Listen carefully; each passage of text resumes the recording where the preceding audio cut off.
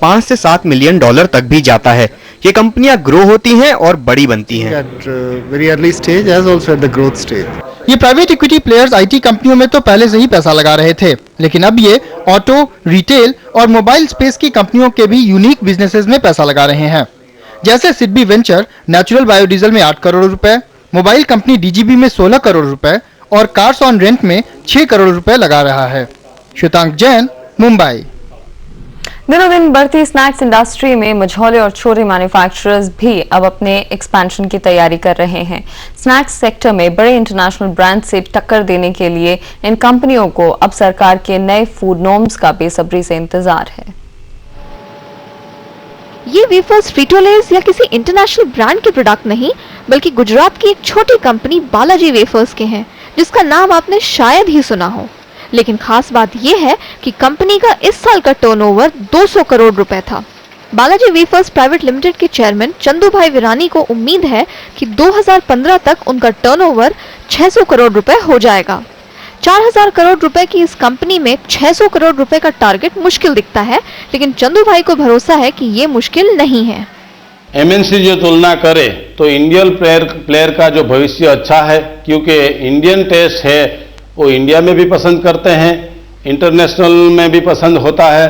तो इंडियन जो प्लेयर है उसका एक्सपीरियंस का अच्छी तरह से जो उपयोग करेगा तो उसको इंडिया में भी मार्केट मिल सकता है, इंटरनेशनल भी उसको मार्केट मिल सकता है।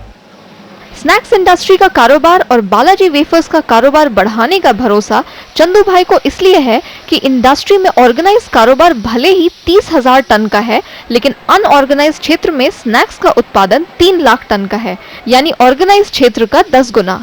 यही नहीं, इंडस्ट्री से उम्मीद है कि भारतीय स्वाद को जिस तरह दुनिया भर में पसंद किया जा रहा है, उसे देखते हुए इंडस्ट्री का एक्सपोर्ट भी 3000 करोड़ रुपए तक पहुंच जाएगा।